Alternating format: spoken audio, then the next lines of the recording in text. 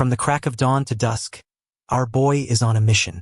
At 7 a.m., he's out running 10 kilometers in the rain, like he's auditioning for a sports drink commercial. By noon, he's going all out, throwing 500 head strikes like he's got beef with a punching bag. Then, at 5 p.m., he's hitting the gym, knocking out 10 sets of bench presses, squats, and deadlifts. His muscles are probably staging a protest, but our MC doesn't care. 14 days of this madness, and he finally snaps. He storms into his boss's office, slaps down his resignation letter, and leaves without a word. Someone once asked him if he had lost his mind. He thinks now maybe it would be better if he had. After all, sanity seems more like a nuisance these days. His eyes fall on a status window that ominously flashes. The door to the end of days is opening soon. The universe is not subtle with its hints. The message recommends some last-minute prepping, strength training, cardio, and kendo. 'Cause why not? If the world's ending, you might as well be ripped. The countdown ticks ominously from 5 seconds to 0, making his heart race like he's at the starting line of a marathon. Flashback to 15 days ago, and it was a wild day in Jonggyogu. Phones everywhere start blaring with a disaster alert, talking about monsters near Inwang Mountain and suggesting, ever so politely, that people evacuate immediately. Panic hit the streets like a bad plot twist. A student, thinking it might be a prank or some weird social experiment, gets another alert, this time about monsters near Sorak Mountain. Because why not spread the joy? More notifications follow. It's like the monsters got an invite to a global party, but just when it seems it can't get worse, another notification pops up. Monsters have appeared, not a joke? Thanks for the clarification, because people were really starting to doubt this wasn't an April Fool's prank gone too far. A streamer named Sarkarella is live on the scene, hiding behind a tree like he's in the world's worst nature documentary. He's filming a giant figure while his voice trembles like a tuning fork. Comments roll in, half of them roasting him. Someone suggests he play red light, green light with the monster. And then there's a classic comment, "This is why men die faster." But suddenly, one comment stands out, pointing out that the monster is moving. The chat lights up with warnings, but the streamer dismisses them until a growl echoes from right behind him. Cue the collective scream from everyone watching. Our MC nearly drops his phone when it screams too, startling him more than his morning alarm. He squints at the screen, wondering why this video looks way too real to be CGI. Walking through a crowded square, he sees that everyone else seems glued to their phones, reading the same disaster alerts. He mutters to himself, "What's happening today?" He's got enough on his plate without adding monsters into the mix. Making a living is hard enough as it is. As he walks, something catches his eye. A goblin, shackled and panting like it's just escaped from a dungeon. He freezes, feeling a chill crawl down his spine. Should he run? He mutters something about it being the day the math teacher comes, hoping the goblin understands human awkwardness. But instead of attacking, the goblin gives him this look. You know, the one, the help me eyes. It's like a stray puppy, only, way uglier and with a shackle on its leg. Our boy feels torn. A monster with puppy eyes? That's emotional blackmail right there. He mentally fights with himself, reminding himself he's human, and it's a monster. But then, the goblin pulls out a tiny photo of its family and wipes its tears with a handkerchief. Seriously, what's next? A sob story about how it just wants to see its goblin kids graduate? Hoyoung's brain short-circuited for a second. This had to be a joke, right? Still, he decided to help. And just like that, he's holding a small pouch with a shiny golden ball inside. A system window pops up, reading Silver Goblin Pill. The description says, "Once consumed, one will obtain," and leaves it at that. Cliffhanger much? He stares at the pouch, wondering what on earth just happened. Who even eats something as suspicious as this? He reaches out to the system message, half expecting it to be solid, but his finger passes through like it's a hologram. Before he can ponder more, a news anchor's voice blares from a nearby TV, talking about large towers appearing all over the world. And the army that went inside lost contact with the outside world. Great, just what he needed, more apocalyptic news. He stands there, staring at the TV, a million thoughts racing through his head. Just then, a loud explosion shakes the ground, rattling the windows. It's not every day you get to see a Tower of Doom live on TV. Chaos explodes everywhere. People are running, screaming, doing everything but staying calm. TV channels are in full-blown panic mode. In Korea, a massive tower has just popped up out of nowhere. Meanwhile, Hoyoung stands there, fists clenched, eyes glued to the tower outside. The status window is still yammering about the silver goblin pill. He's hesitating but knows he's got to do something. So, he swallows the pill, thinking, well, if this kills me, at least I won't have to pay off my student loans. Suddenly, he feels a strange sensation spread through his body. His eyeballs dart around, and a status window pops up, announcing he's unlocked the Sage's status window. Fancy. It claims to provide the highest survival rate in this chaos. A blue light shines, and out of nowhere, a book materializes in his hands. He opens it, and a blinding flash surrounds him.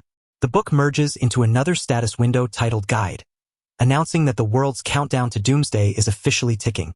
With 15 days to go, it advises him to start some serious strength training, because apparently push-ups are the answer to the apocalypse. Fast forward to now, and our boy is staring at the status window, which reads, "The door of the end has opened," and he's suddenly in a forest. Not quite what he pictured the end of days to look like.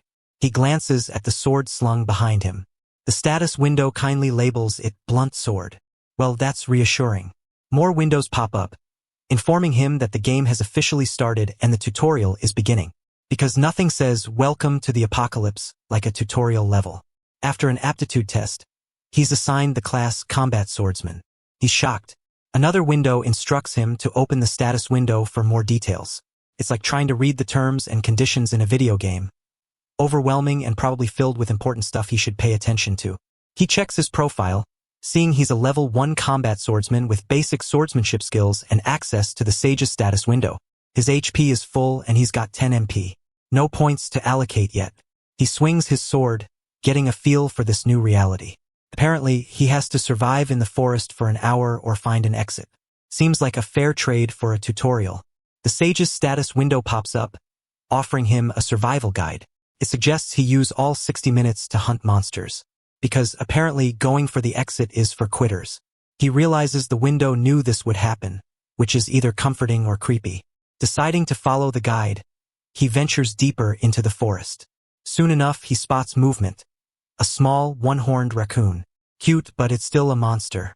The raccoon growls and leaps at him, but Hoyoung, with his newly acquired reflexes, strikes it down. He gains some experience points, which is a nice bonus. He notes that his basic swordsmanship consumes 2 MP per use. With only 10 MP, he can swing his sword with skill 5 times before running dry. Efficient hunting is key. He slashes through more raccoons, thinking of basic swordsmanship. After the last one falls, he levels up to 2, regaining his HP and MP. He now has 2 points to spend, which is like getting a bonus stats in a game. Just when he's feeling good about himself, a new status window appears, explaining the weight of knowledge. Having the Sage's status window means he'll level up slower than others. Great. He gets an overpowered tool and they hit him with a penalty. Frustrated, he checks his status again. Everything looks the same except for one thing: he still has points.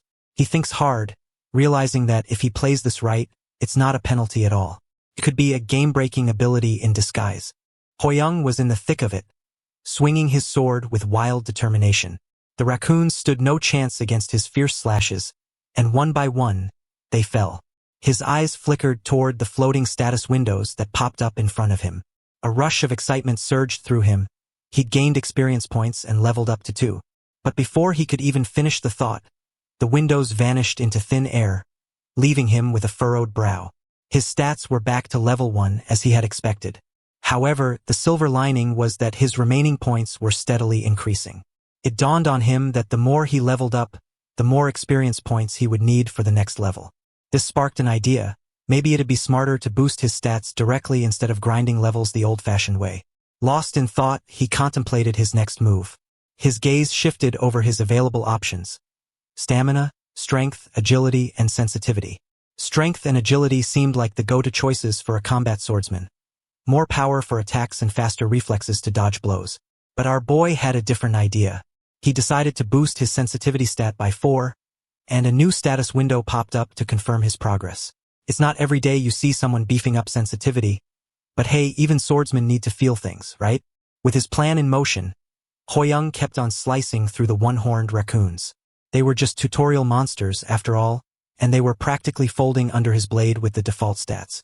Glancing at the status window, He noted he had a full 60-minute tutorial to slay as many of these critters as possible. The real challenge wasn't defeating them. It was finding enough of them within the time limit. Luckily, with his sensitivity cranked up to 20, spotting them became a breeze. RMC was feeling pretty good about himself, almost giddy. He thought he could sense a sort of chi, which was a fancy way of saying, "I'm awesome." But just as he was riding that high, a dark energy loomed behind him. The joy vanished as quickly as it came. A notification informed him that he'd defeated all the monsters and triggered a hidden quest. Great, because things were going way too smoothly, right? A roar ripped through the air as a giant, red aura-covered monster emerged. A level 2 one-horned raccoon alpha. Hoyoung felt a wave of dread. This was no ordinary raccoon. It was the boss. The alpha lunged at him with alarming speed, and our MC barely managed to dodge in time, heart pounding in his chest. The ground shook with the beast's landing, and Hoyoung realized he was in for a real fight. The raccoon charged again, and with a determined swing of his sword, Hoyoung managed to slice through it. Relief washed over him. This was doable. The status window confirmed his victory. The boss was down, the hidden quest was cleared, and he even earned some gold. Not bad for a day's work. Breathing heavily, he looked at the raccoon alpha's lifeless body, pride swelling as he noticed he'd hit level 7. The window informed him that he had completed the tutorial. He hadn't expected the hour to stretch so long, but it was finally over. Or was it? Suddenly, he found himself in a different place altogether, surrounded by a crowd of confused people. A voice crackled through a speaker, welcoming them and announcing their successful completion of the tutorial. The crowd hung on every word as the voice continued, explaining they were now in the lobby of the tower, specifically the C-2567 region. Hoyoung's mind raced as he counted 14 men and 11 women. Did all these folks finish the tutorial too? Behind him, someone muttered about being in another place again, while a man demanded to be sent home. The scene was utter chaos. People crying for their moms and insisting it was all a dream. It was like a bad episode of a reality show. Hoyoung understood their panic. The entire world had flipped on its head in one day. He clenched his fist, telling himself to stay calm and focus on survival. Then, a woman's voice cut through the noise, asking where they were. The answer came from a mysterious voice, explaining they were in the Tower of the End. As if this day couldn't get any weirder, she looked down to see a rabbit-like creature that identified itself as Kum, a level 55, and the lower floor manager. Apparently, the tower had its own HR department, complete with cute but deadly mascots. Disbelief spread through the crowd as someone suggested it was a kid in a rabbit suit, while another person questioned if this creature was responsible for their current predicament. Kum took all this in stride, thinking their reactions were perfectly normal. When someone asked what they were supposed to do now that the world was ending, Kum responded with a sinister chuckle, informing them that they'd all be playing a game with their lives on the line. Because, that's just what you want to hear after surviving a life-threatening tutorial. The crowd erupted into chaos, but Hoyoung, fighting to keep his composure, asked if they could return to their normal lives by reaching the tower's top. Kum, with a mischievous wink, said it didn't know. Thanks for the comforting words, Kum. Frustrated, Hoyoung pressed on, asking what the point of climbing the tower was. Turning its back, the creature cryptically stated that some things didn't need meaning and warned that only death awaited those who didn't climb. A hush fell over the crowd at that ominous declaration. Kum casually mentioned that many people had already perished in the tutorial. Shock hit Hoyoung like a ton of bricks. He hadn't considered that. It was just the tutorial, but it seemed many hadn't made it through. Faces of strangers flashed in his mind, and despair gripped him. Kum then asked if anyone was willing to kill it, promising a special reward. Our MC's mind raced. Was this a trap? Despite Kum's cute appearance, it was still level 55. He decided to play it safe and watch how this unfolded. A status window advised him to help Kum get home, leaving Hoyoung conflicted. Meanwhile, a brave, or perhaps foolish, man stepped forward, volunteering to kill Kum, claiming that if it wanted to die so badly, he'd gladly help. Our boy felt a pang of regret. He was too late to act. The man charged at the rabbit, ready to deliver a mighty blow. But with surprising agility, Kum landed a powerful punch to his face, sending him flying. And there it was, the first lesson of the day.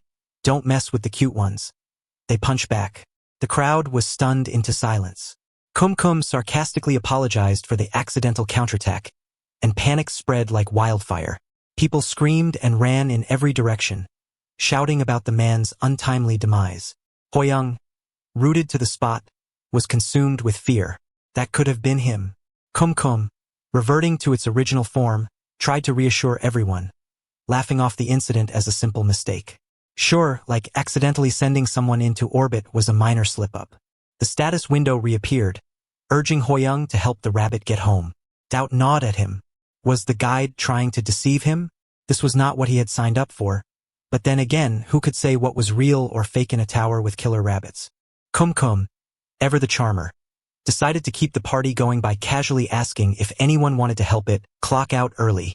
The room fell into an eerie silence, the kind that makes you wonder if you should have stayed in bed that morning. Hoyoung started to suspect that the guide had been playing tricks on him. Why would it lie? Suddenly, a new window titled Sage's Status Window appeared in front of him. Intrigued, he examined the options, Sage's Eye, which would let him see others' status windows, and Guide, to call for assistance at critical moments. Of course, the catch was that picking either would slow down his leveling compared to everyone else. Classic. Hoyoung pondered the Sage's Eye. As he glanced at Kumkum, the gears in his mind started turning. He opted for the Sage's Eye, and a grin spread across his face. It was as if a light bulb had gone off, and he finally understood the situation. Kumkum, playing the part of the innocent creature, claimed it just wanted to go home. Our boy raised his hand, volunteering to help, a surge of determination coursing through him. Maybe the guide hadn't been lying after all. Kumkum, quick to call him out, loudly announced Hoyoung's name and level. Not missing a beat, he declared that his level wasn't important when he was just trying to do a good deed. Kumkum, with a fierce look, agreed and urged him to get on with it. Just as things were heating up, a woman from earlier piped up, reminding Hoyoung of the danger they had just witnessed. A chorus of voices joined in, urging him not to do anything reckless. But with a calm resolve, he assured them he had a plan, leaving the woman speechless and the crowd uncertain. Facing Kumkum, he declared they were about to see something interesting, gripping his sword tightly. The air was thick with anticipation. Kumkum, now brimming with excitement, transformed and ready to punch. Hoyoung stood his ground, his eyes locked on the rabbit's fist as it approached with alarming speed. He remembered an earlier announcement about there being 25 people, but Kumkum had only mentioned 24. The omission of the level 55 monster had to be a psychological ploy to sow fear. As the punch drew near, the crowd collectively held its breath. In a split second, Hoyoung dodged and counterattacked. Using the Sage's Eye, he confirmed his suspicion. There were only 24 people here to begin with. A status window popped up near the body of the supposed dead man, revealing that it was merely a hologram created by Kumkum. Complimenting Hoyoung on his quick thinking, Kumkum showed its profile. Everything 0, level 55. It explained it wasn't its true form, just a hologram that vanished when damaged. The revelation left everyone stunned. With a final flourish, Kumkum disappeared, leaving behind a small blue-green ball labeled Stat.1 and a parting message for the courageous. May the odds be with them. The crowd buzzed with confusion and curiosity. A hologram? It had all been a fake? They murmured amongst themselves. A man approached Hoyoung, asking how he knew. He explained that he saw blood pass through Chai Yisol, who stood so close that she should have been drenched in it. Her eyes widened in realization as she checked herself. Hoyoung concluded it had all been a show, though he thought it best to make up an excuse. Before he could relish in his small victory, a red-haired man stepped forward, looking smug. The new guy had that "I'm the boss" vibe that nobody likes. He claimed it was a waste for Hoyoung to have the ball, insisting he just got lucky. Kim Seyoung, a level 4 player with an ego to match, asserted he would have stepped up if he'd noticed sooner. Hoyoung raised an eyebrow at the waste comment. Seyoung, with a smirk, replied that still being level 1 either made him weak or a coward who ran away. He suggested Hoyoung hand over the ball for the sake of mankind, which sounded like a great slogan for a villain in a superhero movie. Hoyoung, gripping the ball tightly, felt a surge of defiance. Breaking the ball in front of Seyoung, he declared that yielding wasn't his thing, earning himself a stat point and leaving Seyoung fuming. Seyoung accused him of greed and trying to save face, but Hoyoung, trying to keep calm, thought from experience that the wisest thing to do was to avoid people like him. Yet he wondered how long he could maintain this approach. An announcement interrupted their showdown. stating that their starting gold would be distributed. It explained that gold could be used in the shop, with additional gold based on monsters hunted during the tutorial. Kim Se-young, not missing a chance to be smug, sneered at Hoyoung, telling him to consider himself lucky. The announcement continued, revealing the highest starting gold was 7,400. Shockwaves rippled through the crowd. Se-young cursed his measly 1,300 gold, while another level 4 player, Kim Jun-song, marveled at the top player's fortune, having earned 1,500 gold. Hoyoung, holding a hefty 7,400 gold, thought back to the grueling effort it took to kill those raccoons, realizing he was the top player. But he kept that little nugget of info to himself. No need to stir the pot further. A window popped up, announcing the opening of the shop. Hoyoung weighed his options. Gold could be used to buy items, level up skills, or increase stats. He methodically spent his gold, raising his strength, stamina, and agility, bringing all his stats to 20 and leaving himself with 4,600 gold. Nearby, Se-young's shouts about the expense of leveling up skills caught his attention. With a smirk, he decided to level up basic swordsmanship for 1,500 gold and bought some new clothes to replace his tattered gym uniform. At least he could look the part while swinging his sword around. As he was admiring his new look, someone called his name. He turned to see level 3 Yisol asking for advice. This was unexpected. Why was she asking a level 1 player for tips? She smiled warmly, expressing her admiration for his bravery. He peeked at her profile, noting her stats and gold. She was a class healer with a level 1 healing hand skill. To test her honesty, he asked how much gold she had. She replied 800 without hesitation. Curious, he asked if she enjoyed exercising. She admitted she didn't mind walking, leading him to guess her stamina stat was low. He suggested she invest in it, and she agreed, thanking him sincerely. Suddenly, an announcement blared, stating the first floor mission would commence soon. It instructed them to form 3-man parties and warned that incomplete parties would be filled randomly. Panic spread through the crowd like wildfire. Hoyoung had expected group missions but was caught off guard by how soon it was happening. Kim Jun-song suggested they reveal their levels for better team formation, and the players quickly started grouping up. Yizil asked Hoyoung to join forces, and he agreed. A healer was a valuable ally after all. However, despite having a healer on his side, other players steered clear of joining his party, citing flimsy excuses. A level 1 combat swordsman wasn't exactly an attractive option. Yizil, looking concerned, asked what they should do. Hoyoung noticed the level 4 players comfortably settled in their parties and glanced at the remaining players. Just then, the announcement stated that time was up and incomplete parties would be filled randomly. With no time to spare, the mission began, and they were transported to a dense forest. Hoyoung and Yisol found themselves stuck with none other than Se-young, who cursed his rotten luck loudly. Facing Se-young's glare, Hoyoung wondered if they could find a way to work together. No matter how much they disliked each other, survival was the priority. He took a deep breath, steeling himself for what lay ahead. They had to make it work one way or another. The status window pops up with a mission for our trio. Take out the Kobold tribe in under 12 hours. No pressure, right? From their hiding spot behind some trees, they scope out the tribe's area. Kim Se-young, ever the confident one, is ready to handle this himself and tells our boy Lee Hoyoung to stay out of the way. Like that's gonna go smoothly. Our MC tries to keep the peace, reminding him it's a team mission, but this just ticks Se-young off. He accuses Hoyoung of riding his coattails and being a backseat driver.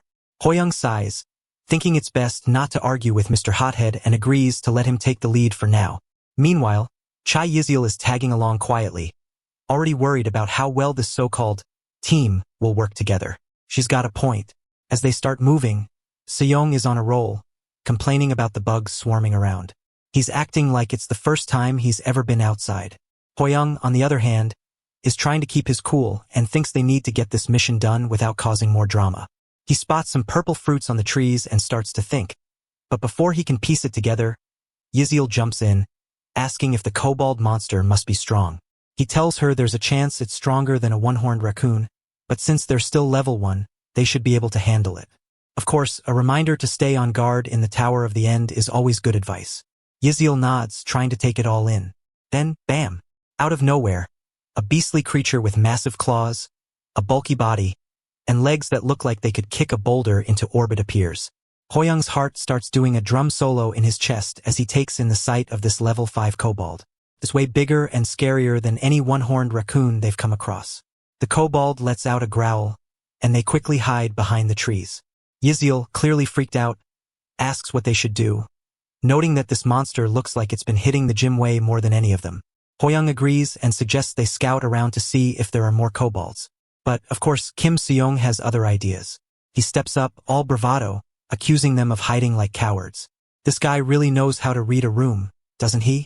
Without warning, Seong leaps at the kobold, landing right on top of it and starts throwing punches, loudly proclaiming that it's just a level 5. Hoyoung and Yiziel watch in stunned silence as Seong, grinning like a maniac, goes to town on the kobold. The monster glares at Seong, taking the hits, but Seong keeps on pummeling it, taunting it like he's the main act at a circus. Hoyoung can't believe the nerve of this guy. Yiziel joins the fight, using her healing powers to support Seong, who's clearly enjoying himself. Hoyoung checks their surroundings and, feeling slightly relieved, notes that there are no other kobolds around. He watches Seong's strength at 24, while the kobold's HP slowly ticks down from 92%. Okay, credit where it's due. Seong's living up to his level. But something doesn't add up.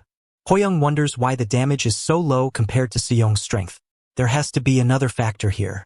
Suddenly, a status window pops up with a handy guide that says kobolds are passive monsters and won't attack unless provoked. Well, there's a plot twist for you. Seong basically just punched the quiet kid in class. But our MC decides to roll with it, figuring they need to capture a few kobolds for research anyway. He closes the status window, only to spot something surprising. Seong's still going at it, using his level 1 stone fist, shouting for the kobold to die already. But then the kobold dodges, and Seong's fist goes right into a tree, snapping it like a toothpick. The tree falls and hits another kobold. Now, this one's a level 6 and it's not looking happy. Seong, who was so confident a second ago, suddenly looks like he's bitten off more than he can chew. Both kobolds charge at him. He curses, realizing he might be in deep trouble. Looking around for Hoyoung, he finds that our MC has vanished. Classic move, right? He grumbles to himself, assuming Hoyoung ran off. Meanwhile, the kobolds are roaring, ready to pummel Seong. But just then, Yiziel steps in, attacking one of the kobolds from behind. Unfortunately, she trips over a rock and faceplants on the ground. Talk about timing. She tries to get up but finds herself staring at a kobold about to attack. Out of nowhere, a sword flies through the air, stabbing a fruit.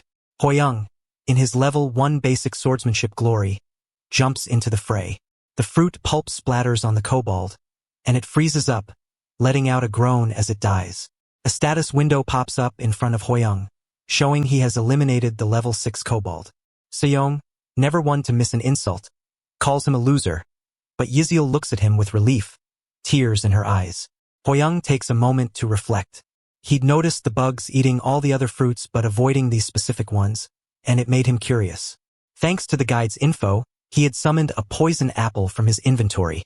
Knowing that kobolds are weak to poison, he holds up the apple, smiling like he just found the cheat code to this level 1 mission. Seong, still struggling with the level 5 kobold, watches as Hoyoung helps Yiziel to her feet. He asks if she's okay, and she thanks him, noting how close it was with the extra kobold being drawn in by the aggro. Hoyoung admits it could have been dangerous if he had been a bit later. Chai Yiziel agrees, thanking him for his help, and he replies he's just glad she's safe. When she asks where he had been, Hoyoung starts to explain, but Seong cuts him off, accusing him of being a freeloader. This guy just doesn't quit. He goes on about how Hoyoung only jumped in at the last second to steal the kill and calls him an unethical leech. Our MC stands there, speechless, wondering what kind of logic this guy is using. Seong stomps away, muttering about how he's the bigger person because of his higher level. Hoyoung sighs, realizing that Seong's inability to understand the situation will only make things tougher. As the sun sets, they arrive at the kobold village. Kim Seong, the self-proclaimed punching champion, struggling to fight the kobolds. Meanwhile, Yiziel and Hoyoung are also fighting off kobolds using the poison fruit, though their efforts look like a sideshow compared to Seong's rampage. Watching them, Seong starts cursing inwardly, wondering how they're managing to finish off the kobolds so easily. Really, bro?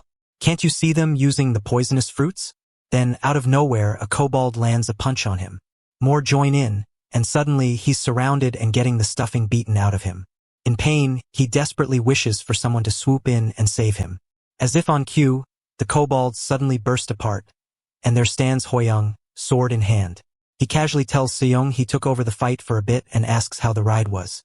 Seyoung, his eyes welling up with tears, suddenly calls him Big Brother. Both Hoyoung and Yizil stare at him, utterly shocked by this sudden change of heart. And just like that, a status window pops up, indicating they have cleared the mission. The three of them return to the lobby, an awkward silence hanging in the air, thick enough to cut with a knife. Kim Seyoung, looking like he just got caught in an embarrassing dream, can't shake off the memory of what he did. Imagine bowing down to Lee Hoyoung like he was some kind of noble lord, pledging allegiance, and even addressing some low-level rookie as Sir. Cringefest, right?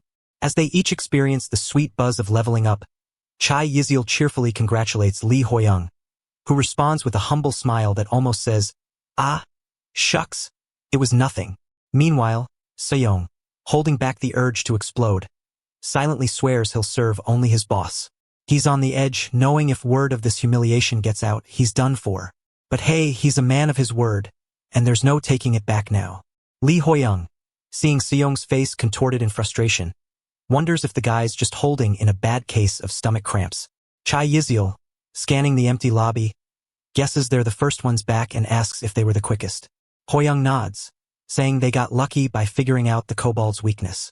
Seyoung, putting two and two together, realizes they actually placed first. Yizil, practically bouncing with excitement, yells that it wasn't just luck, it was Hoyoung's sharp eyes. Without him spotting the opportunity to use poison, they'd still be bashing their heads against a wall. Hoyoung laughs it off, claiming her support was crucial, all while secretly thinking, "I'm a total fraud." As other parties trickle back in, Lee Hoyoung notices Kim Junsong and Seo Juno's group. They probably found the poisonous apples too, he muses, hoping the rest of the teams make it out alive. Their thoughts get interrupted by a sudden commotion as another party limps in, but only two members make it. Chai Yizil's face falls as she asks about the third person, but the answer comes through choked sobs.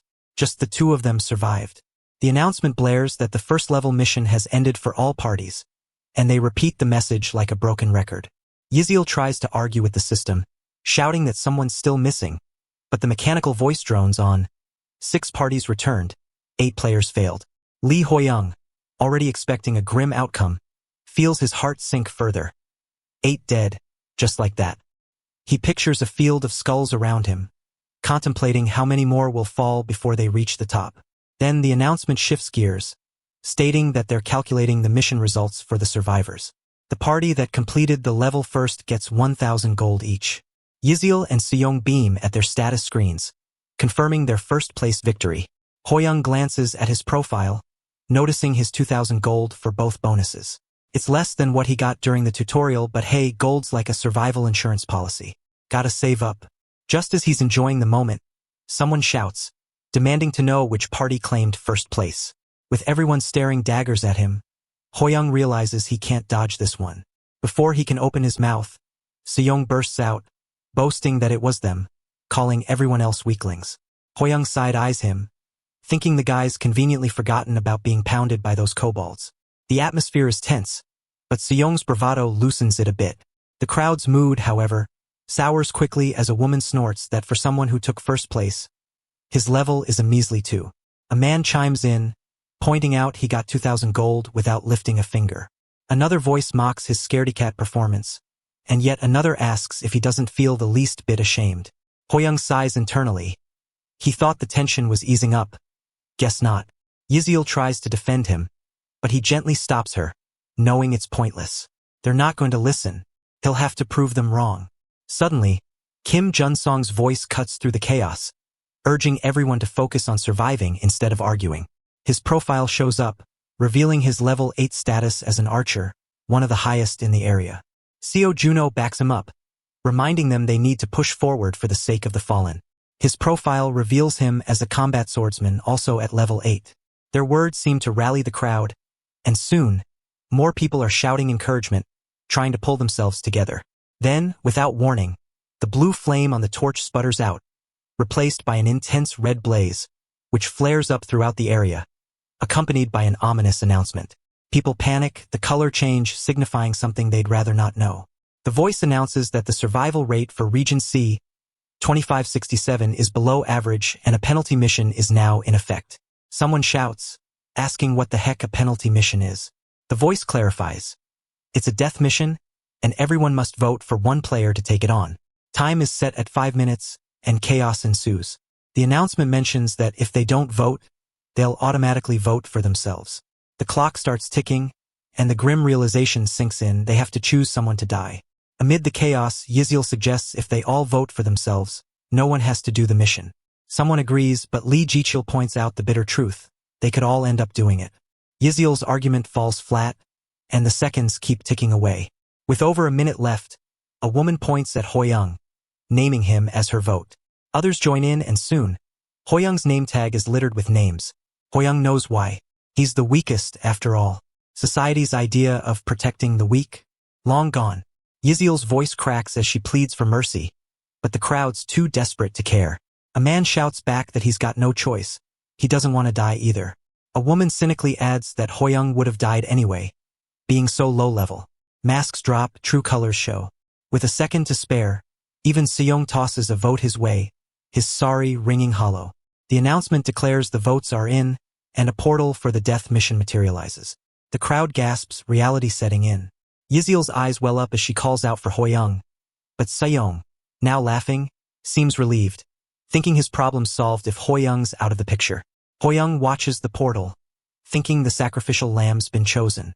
As he steps towards it, leaving behind faces twisted with guilt and relief, a notification catches his eye. Participation in the death mission is recommended, high chance of success, and a juicy reward awaits. With a determined grin, he strides into the portal, ready to face whatever's on the other side. As the candidates stand around anxiously, Kim Jun-song steps up to Kim Seong and Chai Yiziel, concern etched on his face. He remarks, with a hint of sadness, that even though they didn't spend much time together, they've been each other's support, and it feels bitter to part ways like this. Seong, voice tinged with irritation, shrugs it off, saying it's not bitter at all, just karma playing out. Jun-song looks puzzled, asking what Seong means by that. Seong snaps, if you just take a look at Lee Hoyoung's level, it's obvious he was freeloading while I carried the entire group. Chai Yiziel, eyes glistening with unshed tears, fires back that Hoyoung's abilities were what got them through the ordeal. Seong, his voice rising, dismisses her words, insisting Hoyoung was merely lucky, landing finishing blows on enemies already on their last legs. Yiziel, indignant, asks if Seong has conveniently forgotten that Hoyoung saved his life when he was at death's door. Seong falls silent, anger bubbling up as he replays the scenes with Hoyoung and the kobolds. A flicker of doubt crosses his mind. Could Hoyoung have some secret skill to disguise his true level? Jun-song, sensing the tension escalating, interjects, saying he truly hopes Hoyoung is as capable as Yiziel believes because that might be his only shot at surviving. Yiziel, wiping her tears and thinking back to Hoyoung's confident vow to prove himself, steels herself and declares that she knows he'll return. Jun-song, nodding with a gentle smile, expresses his agreement, clinging to that sliver of hope. Meanwhile, in the eerie depths of the Kobold tribe's territory, Lee Hoyoung surveys the familiar creatures lurking around. The atmosphere is thick with tension, but the guide's status window fills him with confidence. He muses that he was almost ready to vote himself off the island if things got dire, but now it's clear he's in control. Recalling Kim Seong's sneering face, Hoyoung's grip on his sword tightens, ready to settle the score once and for all. Suddenly, a system notification rings out, announcing the return of the kobold's hunting party. Hoyoung's eyes narrow as he spots the enraged kobold stalking toward him, signaling the start of his death mission. Eliminate the chieftain and the frenzied hunting group. As the level 12 kobold chieftain growls menacingly, Hoyoung's pulse quickens with adrenaline. The guide's status window flashes. Like the other kobolds, the chieftain is highly susceptible to poison. Hoyoung coats his sword with poison apple pulp, knowing that a level 12 boss monster and its enraged minions would be a death sentence for anyone else. The chieftain lunges, swinging its massive spear, but Hoyoung deftly sidesteps, letting the weapon crash into the ground. Fueled by a newfound confidence, he dispatches the lesser kobolds one by one with his level 2 swordsmanship, determined to claim victory. As the last of them falls, he turns to face the chieftain, taunting it for the final battle. His first strike misses as the chieftain nimbly dodges, making Hoyoung begrudgingly respect its skill. Definitely worthy of a boss fight. But just as suddenly, the chieftain turns tail and runs, leaving Hoyoung in shock. Frustrated and refusing to let it escape, he chases after it, managing to land a few hits from behind, watching its HP drop. This feels almost too easy. Just as he's about to finish the job, his sword unexpectedly got stuck in the chieftain's hide. Glancing up, he sees a bright red full moon casting an eerie light over the scene. The chieftain's eyes glow crimson, and with a deafening roar, it slashes its spear into Hoyoung's shoulder, drawing a spray of blood. Back in the lobby, Kim Seong scoffs, saying there's no use fretting over someone who's probably dead by now. He declares that from now on, he'll take charge and carry the team to the top. Chai Yiziel, still holding on to hope, prays quietly for Hoyoung's safety. Seong sneers at her, mocking her for wasting prayers on someone who's already a goner. She snaps back, saying that even in this hellhole, a little decency wouldn't kill him. Seong rolls his eyes, insisting he hasn't said anything out of line. Just then, someone shouts, pointing toward the portal. The group turns as one, eyes widening in disbelief as Lee Hoyoung emerges. A system announcement proclaiming that the player who participated in the death mission has returned alive. Hoyoung, wearing a faint smile, confirms his triumphant return. Reflecting on the guide's warning about the chieftain's strength under the red moon, Hoyoung replays the moment when his shoulder was slashed open. With his HP dangerously low, he had leaned against a tree, desperately trying to stanch the bleeding. When the chieftain charged again, its own HP barely hanging on, Hoyoung dodged at the last moment, letting the chieftain's spear smash into the tree trunk. That's when it hit him. While a sword might struggle against a wall, a carefully driven nail could pierce right through. Pouring every ounce of his strength and the chieftain's own momentum into one decisive thrust, Hoyoung drove his blade into the chieftain's heart, delivering a fatal blow. A system message popped up, confirming that stabbing had been added to his swordsmanship skills. He had cleared the death mission. Back in the tower, Chai Yiziel races toward Hoyoung, arms outstretched, shouting that she knew he'd make it back. Just as she's about to embrace him, she's abruptly shoved aside. Dazed, she looks up to see Kim Seong gripping Hoyoung in a tight bear hug, exuberantly declaring that he knew Hoyoung would return and calling him Big Brother, like they've been best friends all along. Typical Seong, always quick to jump on the winning side. Kim Seong clings tightly to Lee Hoyoung, shouting with wild excitement, "I knew you'd make it, big bro." A measly death mission could never take down the strongest guy in the universe. His laughter echoes as he boasts about Hoyoung's invincibility. Lee Hoyoung, his patience hanging by a thread, clenches his fist, resisting the overwhelming urge to punch Seong's teeth in. Their reunion is interrupted by Lee Byongkyol, who raises an eyebrow, his tone skeptical. "Did you really clear the death mission?" He adds that he's relieved Hoyoung made it back, but if he completed the mission, he should have gained a hefty chunk of experience points. Yet Hoyoung's level is still the same. The murmurs around them grow louder as the other candidates exchange glances, noting that Hoyoung is still at level 2. Some speculate if it's like the rabbit mod, implying Hoyoung's achievement might be meaningless. Hearing their whispers, Hoyoung's chest tightens. He thinks he's grown numb to it, but the world never misses a chance to push the weak further down. A bitter memory resurfaces, his first academic assessment as a child. He remembers kids whispering behind his back, one girl marveling at how he topped the midterm, while a boy accused him of cheating, sneering at how a pathetic orphan could ace exams without private tutoring. They couldn't stand to see a worm like him rise, so they wanted to crush him back into the dirt. And here he is again, surrounded by a mob ready to tear him down. Someone suggests that maybe Hoyoung just hid somewhere during the mission, biding his time. Another agrees, saying it's plausible because, at his level, he couldn't have done much besides cower in a corner. Hoyoung's grip tightens around his sword, his knuckles turning white. He already knows people like this don't change their minds easily, but right now he needs to show them something undeniable. Before he can respond, Chai Yiziel's voice cuts through the chatter. "Enough! Why do you keep doubting him?" Her tone is firm, eyes blazing with anger. She points out that Hoyoung has already proven himself by surviving the death mission. Hoyoung turns to her, heartened by her unwavering support. Seong, never one to miss a moment, jumps in, backing Yiziel up and calling her big sis. He shouts, "You guys must be out of your minds. Instead of throwing a party to celebrate my big bro's glorious return, You're ruining the mood? Shame on you. Hoyoung glances at Seong, who's rambling on, thinking he sounds like the biggest nutjob here. But oddly enough, Hoyoung feels a small sense of reassurance. He knows if they want to survive the tower, he needs everyone on the same page. To achieve that, he must give them something to believe in. He steps forward, presenting the sword now named Indomitable Sword.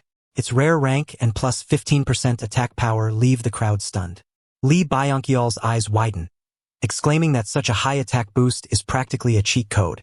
A woman checks her own weapon, a dull, worn sword, and mutters that no special information appears for it. Kim Junsong, eyes sparkling, praises Hoyoung for holding onto the poison apple, calling him truly extraordinary, just as Chai Yiziel had said. Yiziel claps for him, but Hoyoung, modest as ever, insists it was just luck. Junsong, however, points out that getting a reward like this is more valuable than experience points for their survival. Hoyoung's expression hardens. Survival, huh? You mean, after you all almost sent me to my death? A heavy silence falls, everyone at a loss for words. Seo Juno steps forward, looking utterly ashamed. He admits Hoyoung is right, head bowed, tears streaming down his face. He confesses that he justified voting for Hoyoung by telling himself it was unavoidable. But deep down, he knows it was pure selfishness. He was only relieved it wasn't him facing death. Juno bows deeply, apologizing through choked sobs, saying he's truly glad Hoyoung made it back alive. Hoyoung and the others watch in silence. A woman with a carefree attitude breaks the silence. Come on, why the drama? Someone had to go, and Hoyoung came back with a rare item. It's all good, right? Seo Juno's head snaps up, glaring at her. How can you say that, Seo Eunjin? Don't you feel even a shred of guilt? Eunjin shrugs, cool as ever, and counters. Weren't you the first to vote for him? Hoyoung raises a hand, stopping Juno from responding. He explains that he didn't bring this up to blame anyone but to prevent it from happening again.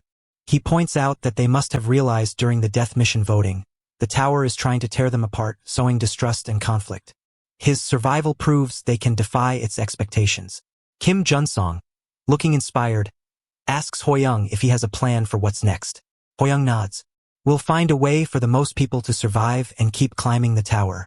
Step by step, we'll reach the top and reclaim our lives. His words resonate, a spark of hope igniting in the candidates. Chai Yiziel cheers, saying they'll all have to join hands to make it happen.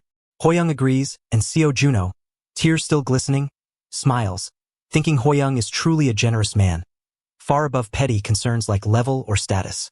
Suddenly, a booming voice interrupts their resolve. How touching. But isn't this unfortunate? It's Kum, grinning mischievously as it enters. It announces that the next mission is a survival game. People groan and protest, asking why it's back again and if they'll get stat points this time too. Hoyoung, a chill running down his spine, cautiously asks what a survival mission means. Kum chuckles, calling him sharp, and explains that the level 2 mission will be a battle royale among the 15 players here. The candidates are stunned into silence as Kum elaborates. There will be 16 players and 16 doppelgangers, 32 fighters in total. To clear the mission, they must kill the doppelgangers who have the same stats and memories as the players. The catch?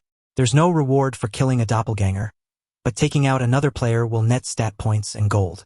The mission is a golden opportunity for those willing to betray. Chaos erupts as people shout accusations and fears. Kum twists its finger with a malicious grin, adding that every 30 minutes without a kill, everyone will be summoned to face a massive disaster in the lobby. As it speaks, a purple light flashes, and panic spreads. A clawed hand emerges from the lightning. Someone screams that something's coming through. Lee Hoyoung's legs lock as he stares at the giant, its level unreadable. Seo Juno shouts at him to move, but Hoyoung's mind races, thinking this is exactly what Kum wants, to pit them against a monstrosity that's way out of their league. A thunderous explosion rips through the air, sending everyone sprawling to the ground. Lee Hoyoung's gaze locks onto the towering behemoth before him, and he can't help but think, this is a disaster. A man nearby, shaking like a leaf, mutters in disbelief. Is this even real? How the hell are we supposed to fight that when we barely survived the first floor? A woman, her face ghostly pale, pleads desperately, Please, someone help us. I don't want to die here. As the chaos unfolds, Lee Hoyoung observes the sheer panic gripping everyone around him. The monster lets out an ear-splitting roar, its colossal fist swinging down toward a man frozen in terror. Without hesitating, Lee Hoyoung rushes forward, grabbing the man and yanking him out of the monster's path. The man, gasping in relief, thanks him profusely, but Hoyoung, still dazed, can't help but wonder. We haven't even started the second-floor mission yet.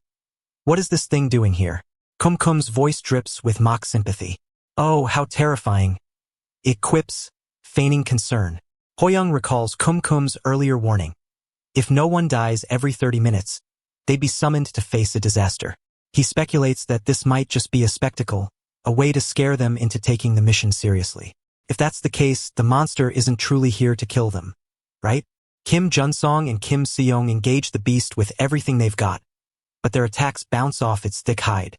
Junsong, panting and frustrated, shouts, "Why isn't this working? I've shot so many arrows, and it's like they're nothing." Seong, equally exasperated, swears under his breath, his sword clanging uselessly against the creature's leg. Watching their futile struggle, Lee Hoyoung grits his teeth. No, this doesn't seem like just a scare tactic anymore. Is this thing actually trying to kill us? His thoughts are interrupted by Chai Yiziel's strained voice. While healing the injured, she cries out, "I'm out of mana. I can't keep this up." Hoyoung surveys the scene. No one's dead yet, but it's only a matter of time. He knows they're running out of options. A man shouts a warning as the monster rears back for another devastating blow. Lee Hoyoung steps forward, commanding everyone to fall back. There's no time to hesitate, he tells himself. With a determined resolve, he charges forward, his mind racing. Seo Juno yells at him to retreat, but Hoyoung's focus is unshakable. If I can't stop this thing, everyone will die. He assesses the synergy between his indomitable sword and his level 8 basic swordsmanship. It's got to work. It has to. As he prepares to strike, the monster suddenly disintegrates into the wind, vanishing without a trace. For a moment, everyone is stunned into silence, staring in disbelief. Then, cheers erupt, and they begin chanting his name. Lee Hoyoung, still gripping his sword, blinks in confusion, marveling at its power. Is it really this strong? He's never experienced anything like this before. But before he can process it further, a status window pops up, notifying him that he'll be in an exhausted state for 3 minutes due to overexertion. He collapses to the ground, groaning, "I'm doomed," as the crowd's cheers fade around him. Minutes later, Lee Hoyoung comes to, surrounded by worried faces. The status window indicates his exhaustion has lifted. He hears Chai Yiziel and Kim Junsong asking if he's okay, while Seo Juno, eyes shining with admiration, praises his humility and strength, even calling his fainting a perfect exit. Hoyoung, struggling to stand, asks, "What happened to the huge disaster?" Seo Juno begins to explain, but Kumkum interrupts, smirking. "Oh, don't worry. The monster's been sent back. It was just a little preview to get you all in the right mood." Hoyoung, still reeling, realizes it was just a test. Kumkum adds with a mischievous grin, "Not very exciting though, was it? You were all so chummy despite nearly getting crushed. Remember, a kill has to happen every 30 minutes. And I mean any kill. The ones standing next to you, they might just be the ones to stab you in the back." A cold silence settles over the crowd as the implications sink in. Kumkum, its message delivered, vanishes, leaving them in tense silence. Grinding his teeth, Lee Hoyoung wonders, is there no way out of this nightmare? The blue light flickers ominously, and Seo Juno, his voice grim, says, "If we can't identify the doppelgangers, we'll have no choice but to kill each other." Lee Jichiel, his voice urgent, demands they find a solution fast. Someone suggests marking everyone since the doppelgangers share their memories, but another questions how they'll know who's real and who's not. Lee Hoyoung steps forward, drawing everyone's attention. "I have an idea," he announces. Chai Yiziel, intrigued, asks what he has in mind. "During the mission, only I will move. The rest of you should gather at the highest point on the second floor. If anyone else makes a move, assume they're a doppelganger and deal with them accordingly." On Secheng, a towering figure at level 9 and a former Special Forces member, crosses his arms, skeptical.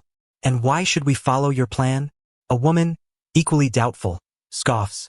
"You're barely level 2. Why should we trust you?" Lee Hoyoung meets their eyes with steely determination. Because Kumkum said there's no reward for killing a doppelganger, but killing another player nets you stat points and gold. The tower wants us to turn on each other, not the doppelgangers. I won't play their game. This is the best way to ensure we don't fall into their trap. Kim Junsong, after a moment's thought, nods. It makes sense. We can minimize casualties this way. He then asks, Hoyoung, do you have a way to identify the doppelgangers? Hoyoung's lips curl into a confident grin. Of course I do. The forest looms around them as the status window blinks, indicating the start of the second floor mission. They have 30 minutes to kill someone. 16 players and 16 doppelgangers. Kim Seong, grumbling about the risky plan, hides behind a tree. A voice calls out to him, and he freezes, noting that his large frame isn't exactly stealthy. But relief washes over him as he recognizes Lee Hoyoung. Big bro, I thought you were a doppelganger. With a swift, fluid motion, he slashes through Seong, splitting him in two. What just happened? Let rewind a bit. As they ventured deeper into the forest, Lee Hoyoung took it upon himself to handle all the killings. The status window flashed a grim message. The second floor mission had begun, and each player had to kill at least one person within 30 minutes. With 16 players and 16 doppelgangers, Hoyoung's focus locked onto his guide status window, which revealed a critical detail. The first player to reach a certain sensitivity level would obtain the impeccable senses skill, an ability crucial for detecting doppelgangers. Hoyoung felt a surge of both pride and anxiety, knowing that his earlier boast about distinguishing doppelgangers might come true with this skill. As he watched his stats fluctuate, uncertainty gnawed at him, wondering how many points he would need to invest. Then, abruptly, another status window appeared, congratulating him on being the first to reach a sensitivity stat of 50, awarding him the coveted skill. The impeccable senses ability heightened his perception, enabling him to gather detailed information about anyone within a specific radius. He stared at his hand, now emanating a soft blue glow, marveling at the newfound clarity with which he perceived the world. It was as if everything had gained a sharper, more vibrant hue. A faint mumbling caught his attention, his enhanced senses instantly zeroing in on the source. Recognizing the voice, Hoyoung realized it was Kim Seong, grumbling about his earlier suggestion to gather at the top of the floor without taking action, calling it reckless and lamenting the exhausting climb. Impressed by the acuity of his hearing, Hoyoung pinpointed Seong's location, 500 meters away. However, the next moment, a foul, unnatural stench assaulted his senses, revealing that the figure wasn't Seong but a doppelganger. The status window promptly confirmed the kill, updating the count to 16 players and 15 doppelgangers, the mission still demanding another kill within 30 minutes. Hoyoung felt a pang of guilt, knowing the doppelganger had perfectly mimicked Seong until its death.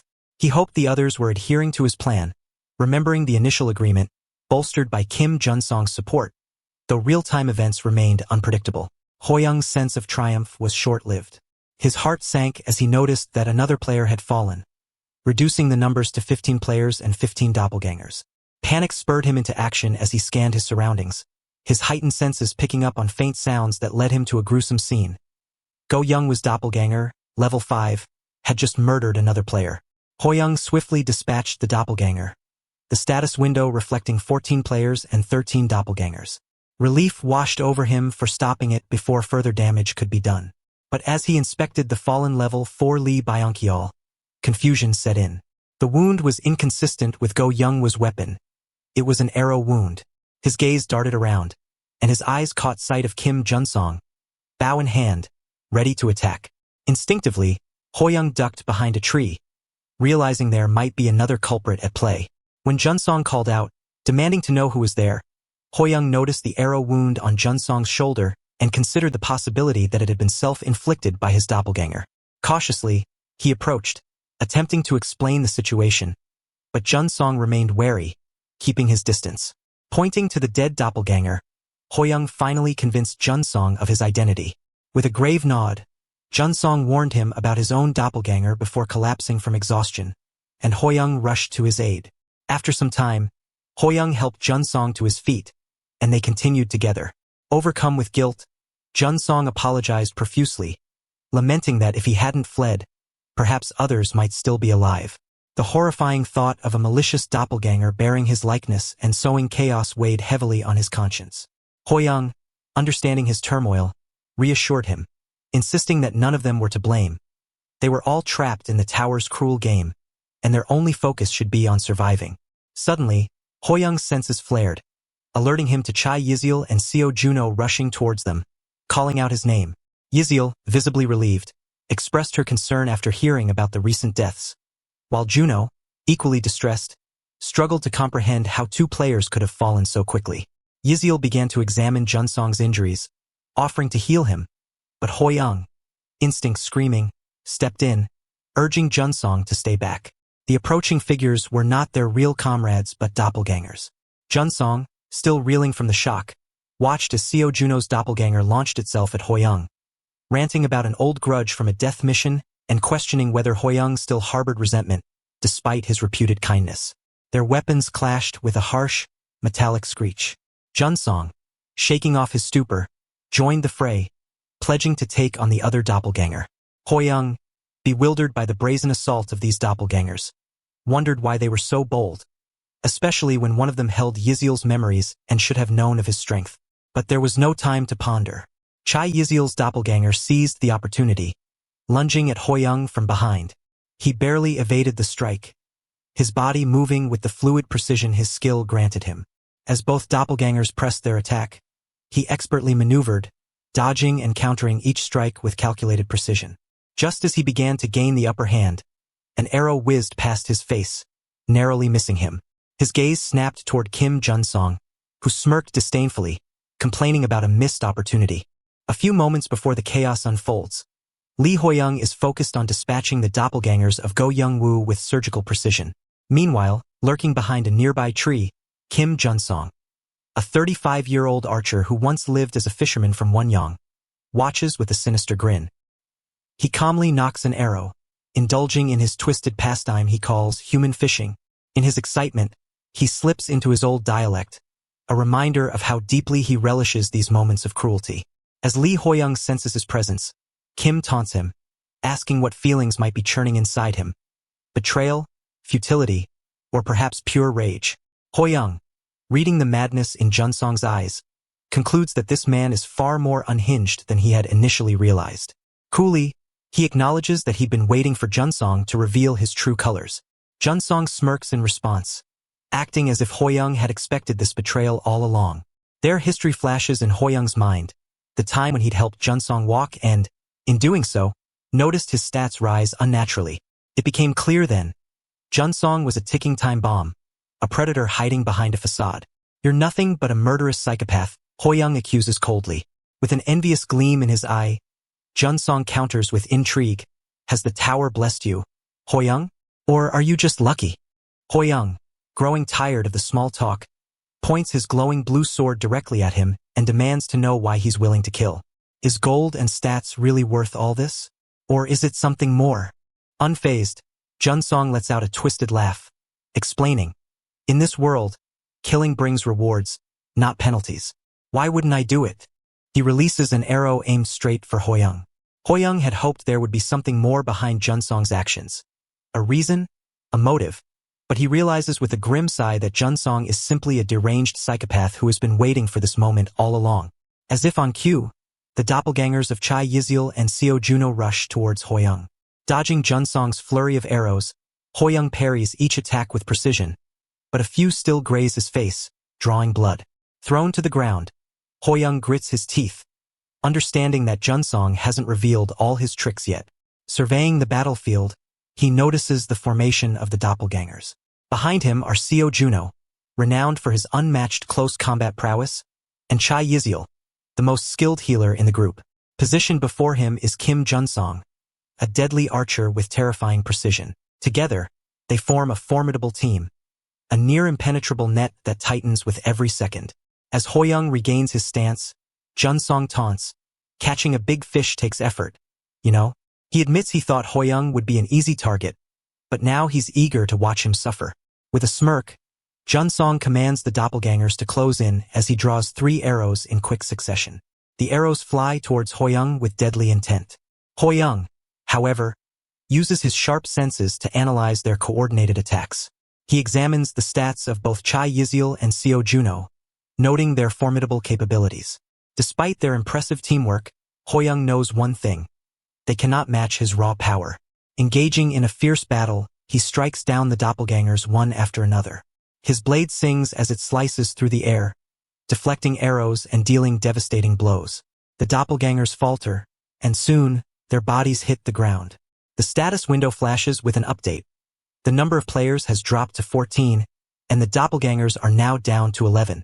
A reminder flashes: kill at least one person within 30 minutes. Breathing heavily, Hoyoung turns his gaze toward Junsong, who now kneels, drenched in sweat and trembling. In a desperate plea, Junsong begs for his life, claiming that greed and the lust for rewards had driven him to insanity. "Give me one chance. Just one chance to make things right," he whimpers. But then, with a sudden burst of manic laughter, Junsong lunges at Hoyoung, cursing him to hell. His attack is wild and uncoordinated, driven by pure desperation. Hoyoung remains calm, easily deflecting the strike and responding with a swift, fatal blow. As Junsong crumples to the ground, his eyes widen in disbelief. His final thoughts echo the bitter realization: Hoyoung is far more than just another victim. He was a force of nature, one that Junsong had grossly underestimated. The status window flashes ominously, updating the count. 13 players left, 11 doppelgangers remaining. And with the chilling reminder, at least one more person must die in the next 30 minutes. Lee Hoyoung stands, his sword dripping with blood, trying to reconcile with the reality. He has just killed another human being. His mind races with mixed emotions. Before he can fully process the moment, another status window materializes. This time, the message is unexpected, and it sends a shiver down his spine. The player who took the role of the Star Killer has died. As the words hang in the air, a crimson aura begins to swirl around him, creeping closer. Confusion settles in, but the status window makes it clear. Hoyoung now has the opportunity to become the new Star Killer. The offer comes with temptations beyond imagination. Boosted stats, doppelganger minions, legendary equipment, and unparalleled skills, all for the price of embracing the bloodthirsty role. A peculiar woman shrouded in the same crimson energy appears before him, her presence cementing the gravity of his decision. As he watches the aura swirl around her, his thoughts turn to the earlier revelation about Kim Junsong. He had somehow controlled doppelgangers, and Hoyoung understands now that the Star Killer role is what gave him that power. He considers the staggering benefits, legendary rank items, incredible stat gains, exclusive skills. For a brief moment, the allure tugs at him. But Hoyoung knows better. This path isn't for him. Unlike Junsong, he cannot bring himself to become a remorseless killer, even if the rewards are great. The doppelgangers were one thing. He knew they weren't real humans. But more human opponents? More bloodshed just to survive? No. With a resolute shake of his head, he rejects the Star Killer's challenge. Hoyoung continues walking, soon rejoining the group. They all seem relieved, though one person stands out. Kim Seyoung, his cheerful energy a stark contrast to the dire situation. "Big brother," Seyoung calls out, his bright eyes lighting up as he waves. For a brief second, Hoyoung considers whether being more ruthless might be necessary. He compliments the group for their effort, appreciating their dedication to the plan despite the circumstances. Inside, however, a storm of frustration brews. He knows their situation has grown far more complicated than he anticipated. Just as a man, accompanied by his eerily similar doppelganger, steps forward, the tension heightens. The man looks over at Hoyoung, his voice uneasy. "What's our next move? Can you even tell the real ones from the fakes?" Hoyoung affirms he can, but before he can elaborate, a voice cuts through the air. "Thanks for sticking to the plan," it says, and Hoyoung turns to see his own doppelganger standing there. Oh no. The group collectively holds its breath. The doubt in their eyes is unmistakable. A man speaks up, his voice wavering. "How do we know who to trust now?" A woman echoes the sentiment, asking if Hoyoung had anticipated this twist. He had, at least somewhat, but Junsong's betrayal had thrown everything off. Now, with his own doppelganger in the mix, the situation has become more dangerous. Lee Jichil, visibly rattled, presses Hoyoung for answers. "You said you killed the doppelgangers. Did you?" Hoyoung knows the truth. 5 doppelgangers have already fallen by his hand.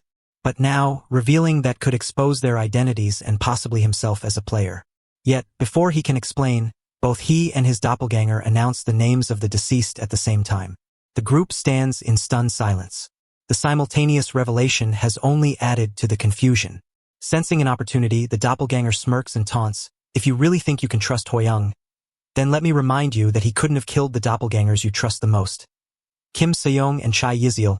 His words stir a whirlwind of doubt, as another man accuses Hoyoung of manipulating them. A woman agrees, noting how it's the oldest trick in the book. Chai Yizil tries to reason with them, but the seed of distrust has been planted.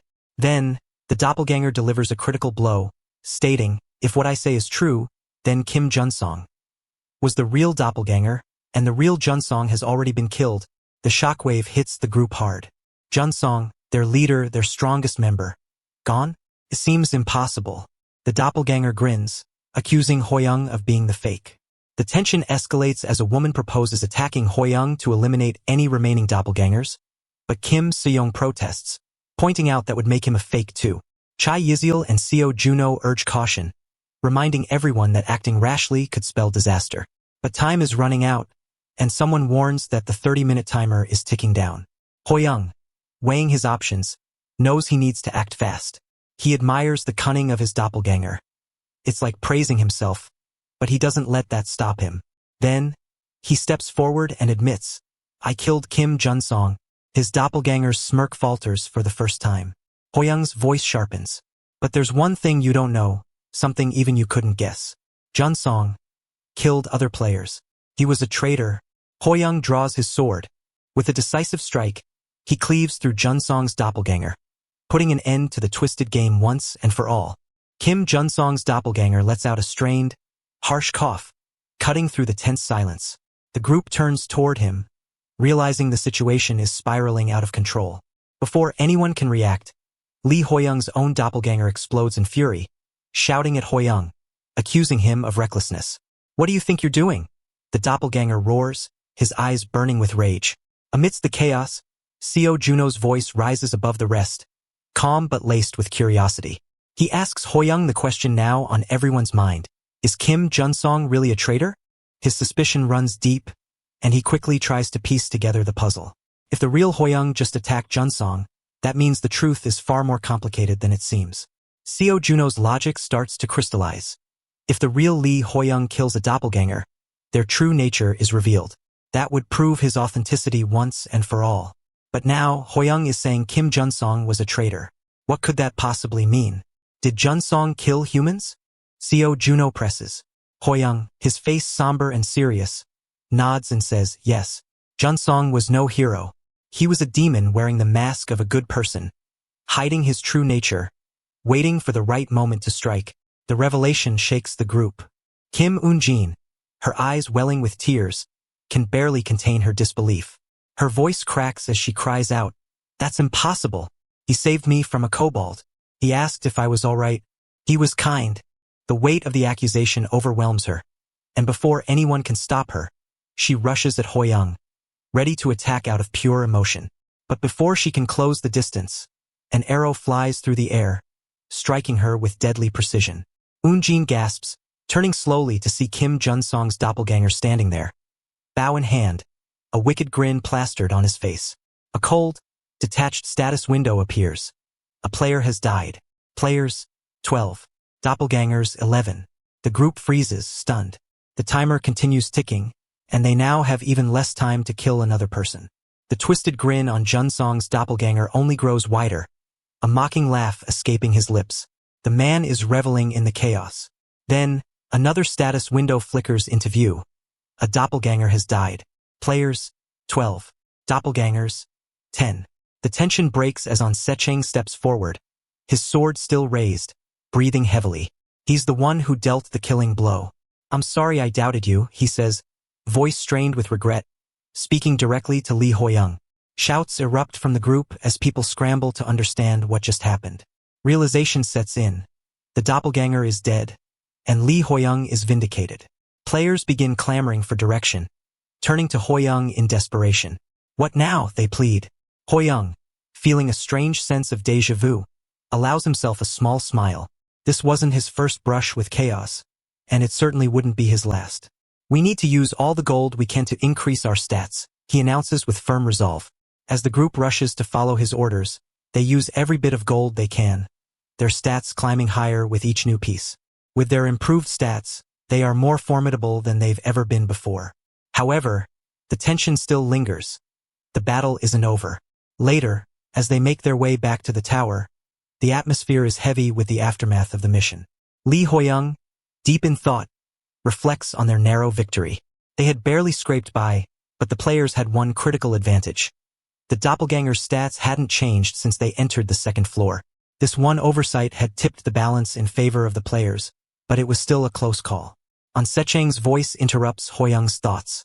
It's a shame, he says, sorrow lacing his tone, that we couldn't save everyone. Hoyoung meets his gaze, feeling the weight of the losses just as deeply. We did what we could, he replies quietly.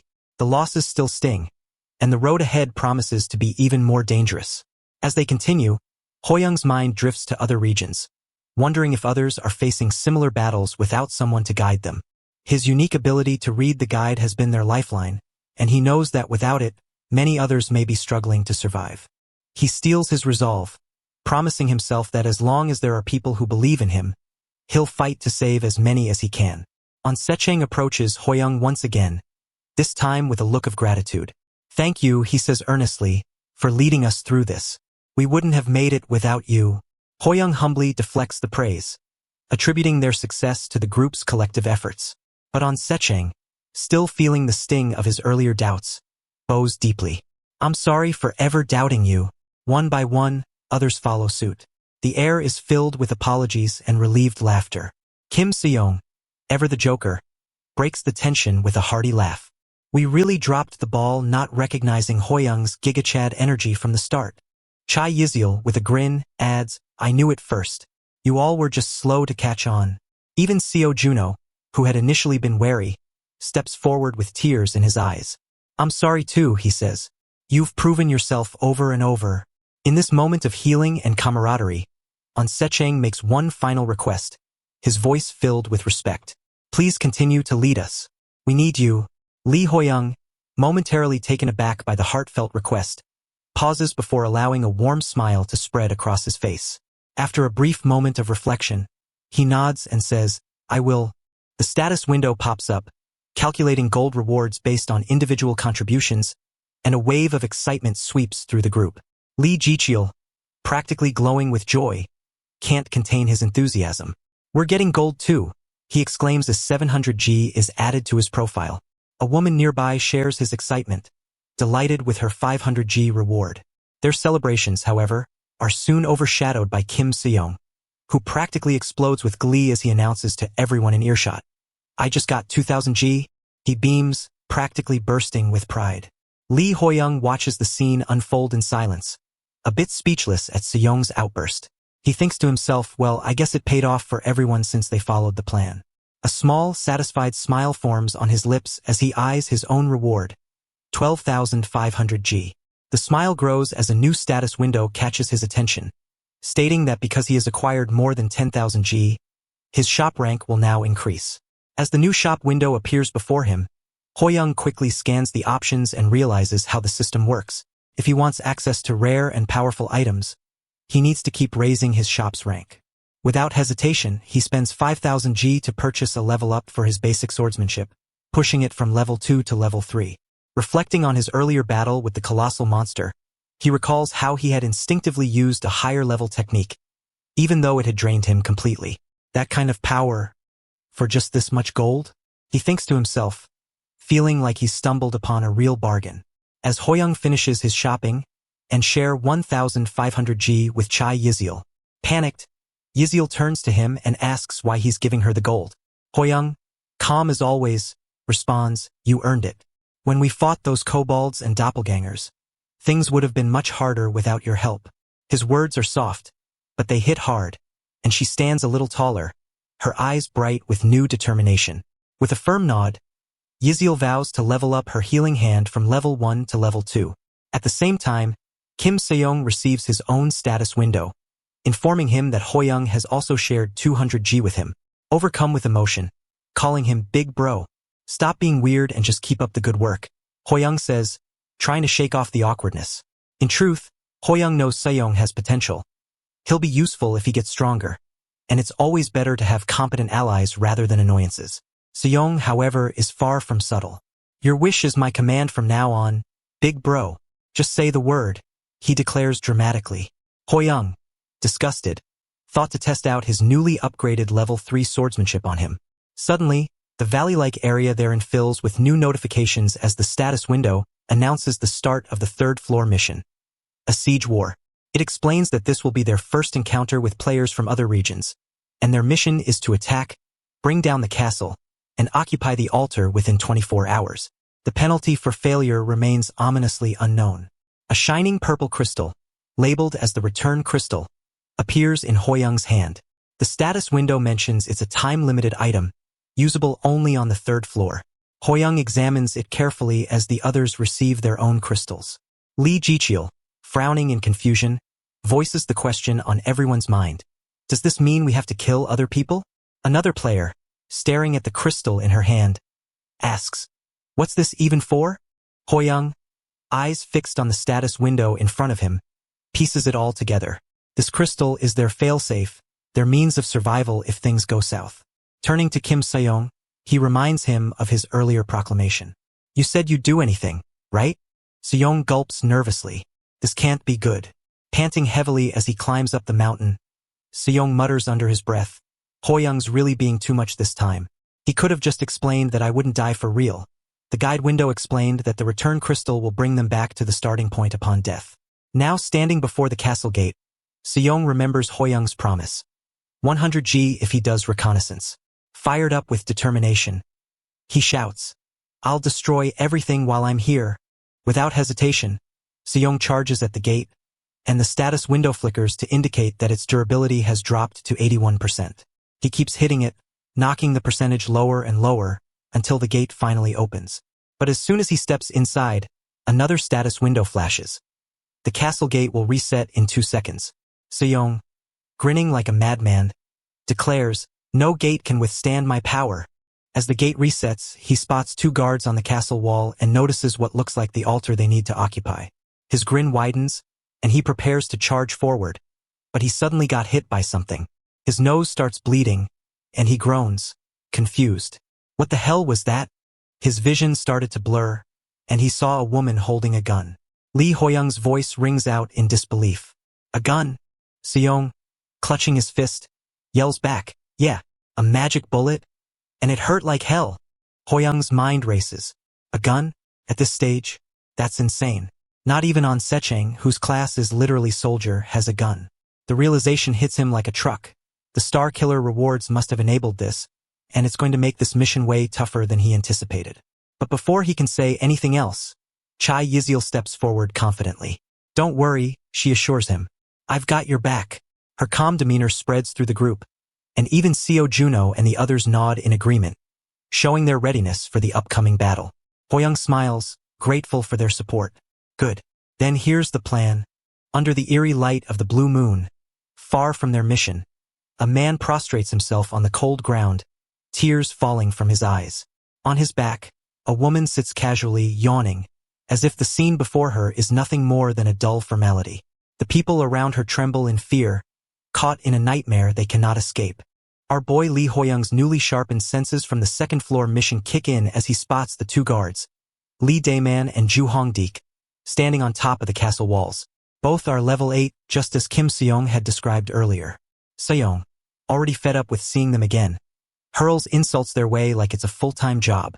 Meanwhile, Chai Yizil, always the voice of reason, grows concerned, warning Hoyoung that if Sejong rushes out there again, the enemy might figure out what the return crystals do. Hoyoung, ever the strategist, knows the guards might get suspicious, but he's not too worried. They're more likely to assume it's just some weird ability Sejong picked up, not a crystal. No one really knows what's going on with Sejong half the time anyway. Sensing the rising tension, the guards decide to stop standing around and start firing arrows. Sejong's surprised by the sudden barrage, his frustration skyrocketing as if he's questioning all his life choices up to this point. But Hoyoung, being the nimble ninja he is, jumps into action, slicing arrows in midair like he's auditioning for an action movie. After landing with style, he uses Sejong's shoulder as a springboard, because why not? And catapults himself to the top of the wall, The guards, in disbelief, probably questioning where they went wrong in life, can only mumble incoherently before they're swiftly dealt with. Hoyoung stands victorious, feeling like a total boss, and announces that this is their one shot at victory.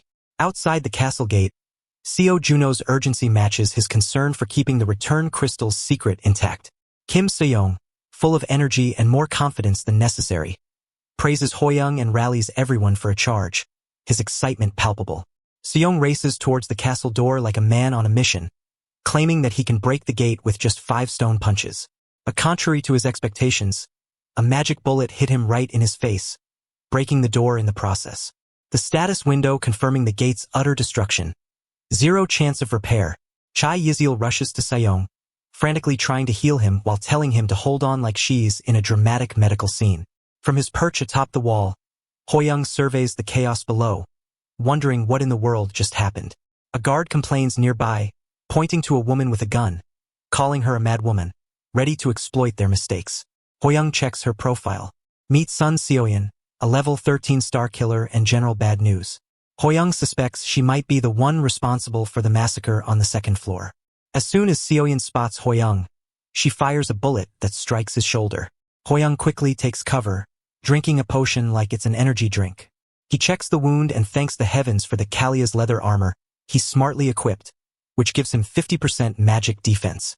Observing Seoyeon more closely, he deduces that each magic bullet she fires must cost her 10 MP.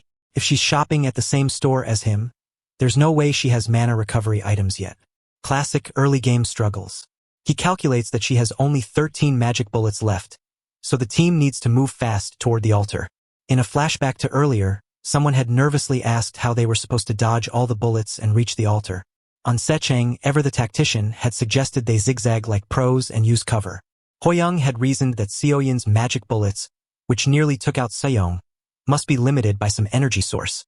Meanwhile, Seyoung had reassured everyone, claiming he was never really that close to death. Sure, buddy. Seo Juno had pressed Hoyoung for more details about this energy point, to which Hoyoung had responded that it was all about one critical shot. Now, in the present, Seoyeon is firing those precious magic bullets like there's no tomorrow. Chai Yizil, ever the healer, is doing everything she can to keep people alive, while Sun Seoyeon kicks aside her own team members like she's had it with their nonsense, ordering them to charge. Hoyoung realizes that things are escalating fast. If a full-blown battle breaks out, those magic bullets could wipe out a few of his teammates, and they don't have time to waste. He dodges an attacker, counters with his sword, and spots a bullet coming his way. But, in a heroic move, Seo Juno jumps in, blocking the shot just in time. Hoyoung, seeing the relentless struggle all around him, grits his teeth. Even though they'll respawn after dying, it doesn't make watching Seoyeon's ruthless killing spree any easier. Sun Seoyeon, smiling like she's having the time of her life, watches them all with cold amusement, fully enjoying the chaos she's created.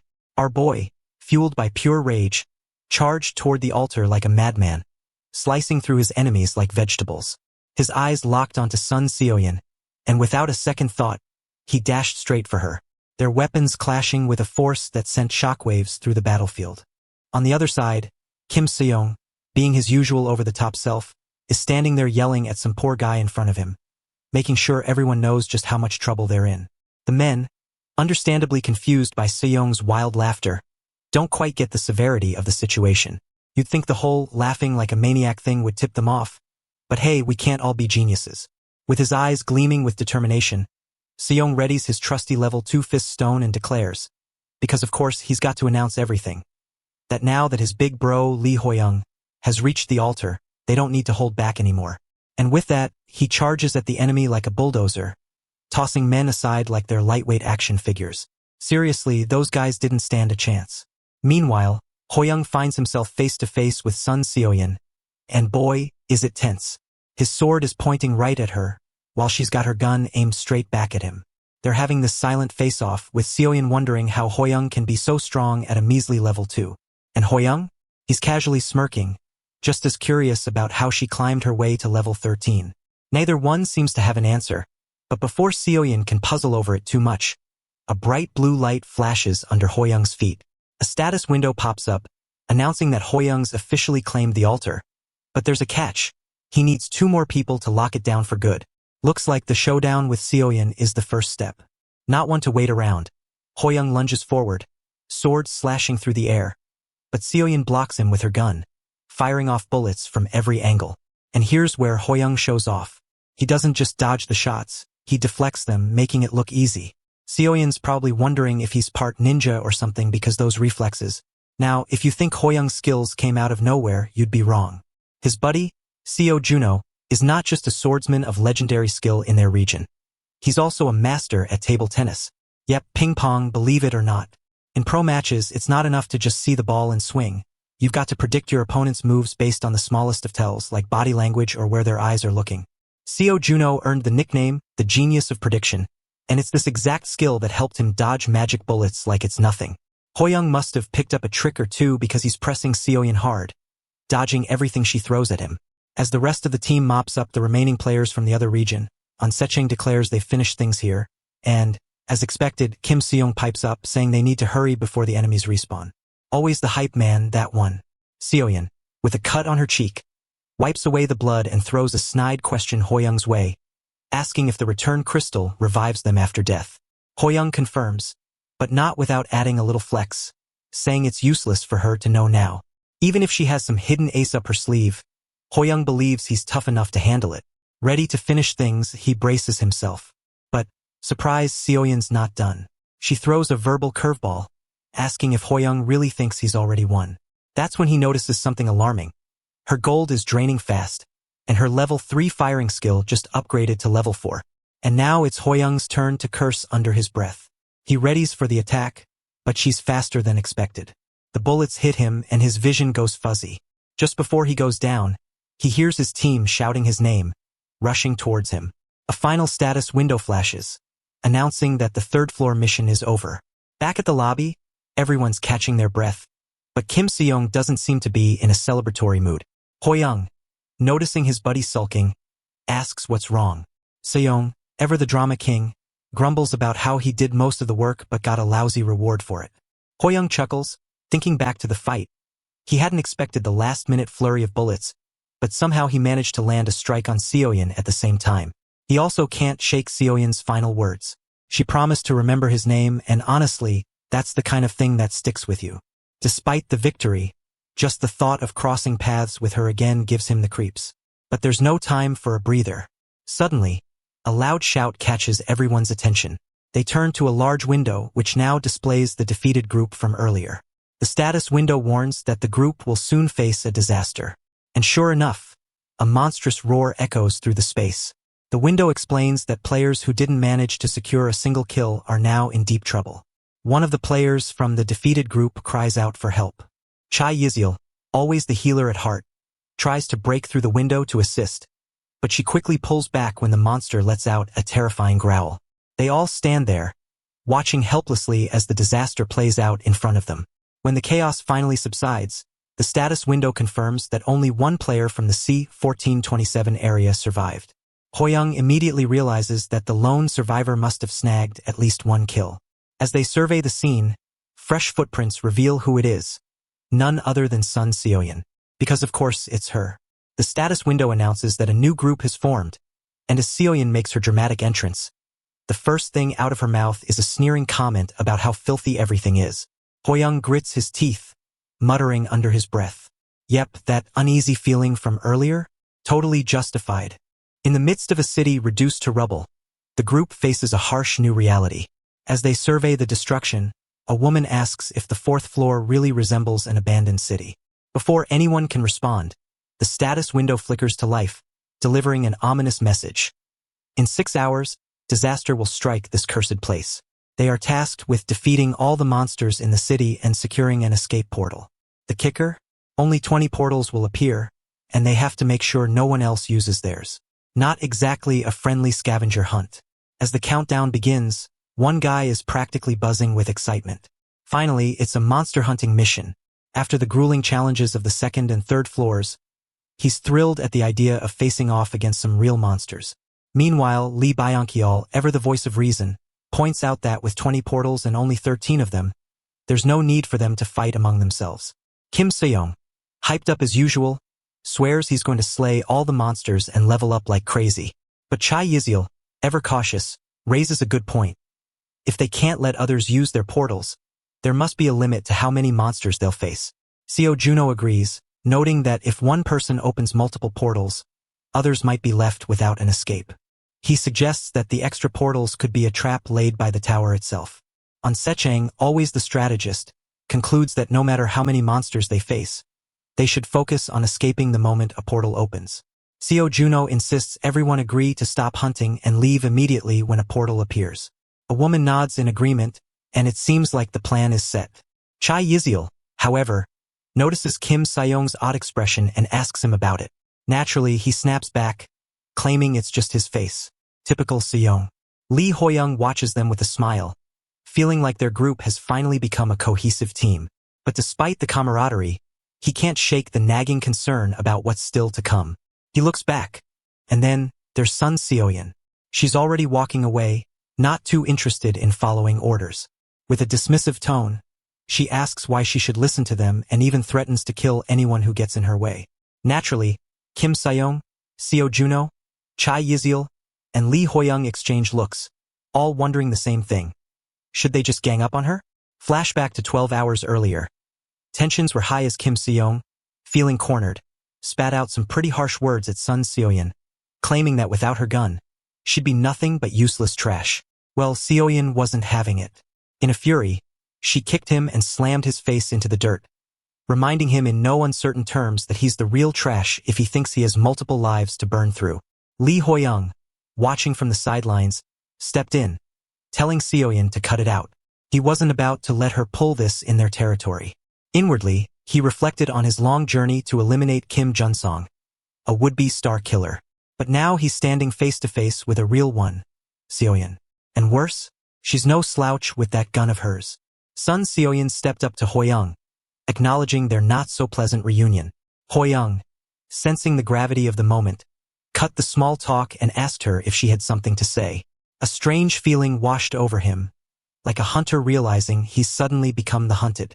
He took a step back just as a status window appeared, announcing that Seoyeon had marked him as her main target. Her gaze sharpened, confirming the designation. Hoyoung, confused, quickly checked the guide, his eyes widening at the implications. Back to the present, and Sun Seoyeon is already gone, leaving a thick tension in the air. Kim Seong, though, has his hands full with a massive orc. Of course, in true Seong fashion, he apologizes to the beast, half joking that it's too handsome to hit, but hey, it'll make for good experience points. As the orc falls, something unexpected happens. A portal opens. Seong, clearly startled, turns around only to find Lee Hoyoung right behind him. Hoyoung, cool as ever, asks why Seong looks so shocked, almost like he got caught doing something he shouldn't. Seong, trying and failing to mask his anxiety, nervously laughs, saying he thought Hoyoung would have opened the portal already. But Hoyoung isn't buying it. He gives Seong a solid kick into the portal, telling him to stop messing around. With that dealt with, Hoyoung reflects on the guide's ominous warning about star killers. It said their traits would fully manifest on the Day of Blood, and if he's killed by a star killer on that day, they'll reap a huge reward. Hoyoung knows he needs to level up as much as possible before then.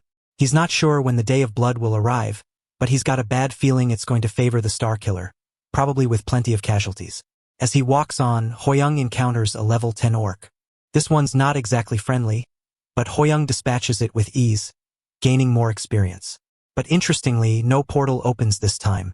He ponders whether, given enough time, he could just wipe out all the monsters on this floor. After all, not everyone has escaped yet, and Sun Seoyeon is still out there, probably slaying monsters like it's a hobby. A sudden foul stench hits him like a truck. Pinching his nose, he wonders what's causing the rotting smell. The guide window informs him that while all orcs stink, the ones that leave portals behind are especially pungent.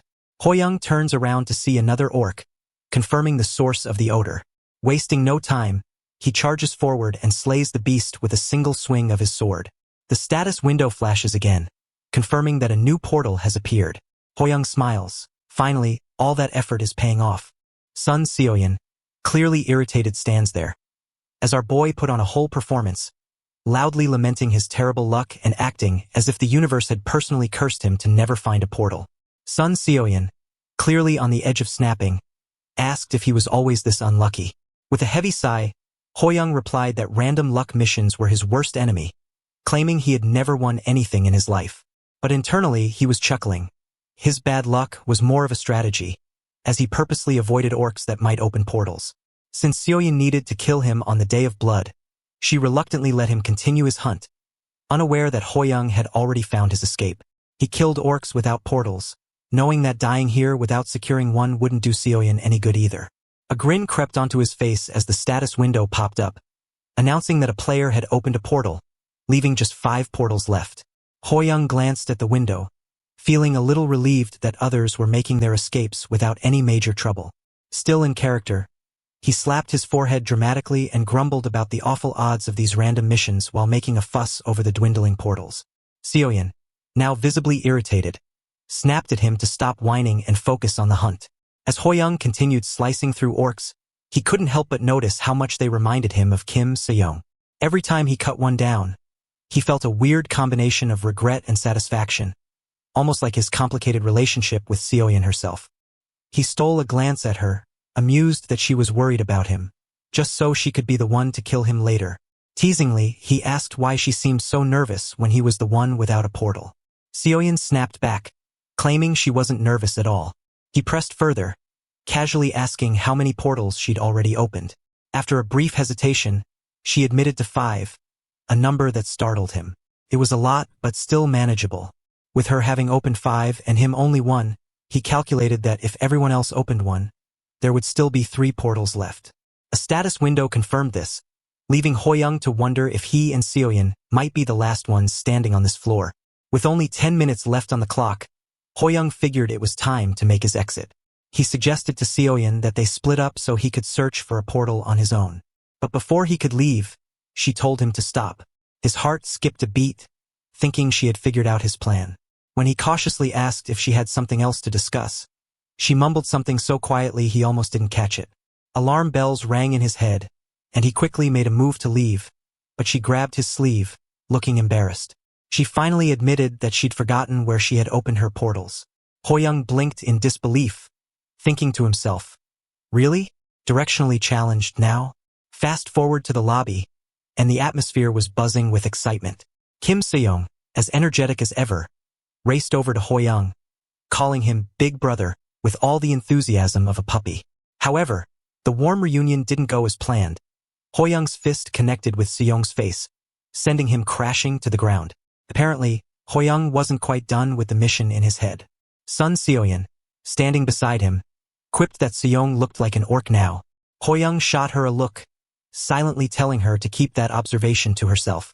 Chai Yizil stepped forward, visibly relieved that Seoyin had returned in one piece. Seo Juno expressed his relief, although his attempt at a friendly handshake was met with cold indifference as Seoyin turned her back on him, grumbling that he was too loud. Se-young, nursing his bruised face, muttered under his breath, calling Seoyin little wench and complaining that they should have left her on the 4th floor. Seoyin fired back, calling Se-young a pig and ordering him to shut up. Se-young, flexing his muscles, proudly corrected her. Their muscles, not fat. As Hoyoung watched their petty bickering, he wondered if he should have left Seoyin behind after all. But then again, someone marked by the killer star wasn't going to die that easily. He figured he'd let her stick around for now and maybe get some sort of favor in return, but he was still keeping a close eye on her, especially with the looming Day of Blood ahead. Their momentary peace was shattered when a voice rang out across the lobby. The group turned to see an unexpected visitor. Kum, standing tall and smug. Without missing a beat, Sun Seoyin fired a magic bullet straight at its face, shouting, "Why are you back here again?" Hoyoung watched in disbelief as Kum shrugged off the attack and retaliated by tossing Seoyin against the wall. She called it a monster rabbit as she struggled to her feet. Hoyoung, surprised by how easily Seoyin had been thrown, began to realize just how deadly Kum truly was, even if its stats suggested it was holding back. With a calm air, Kum instructed itself to stay patient, remarking that its work wasn't done yet. Then, looking at the group, it made an announcement that sent a chill down Hoyoung's spine. The next mission was about to begin. To be continued. If you want to watch the next part, then like and subscribe and let me know in the comment of what recap you want to watch next.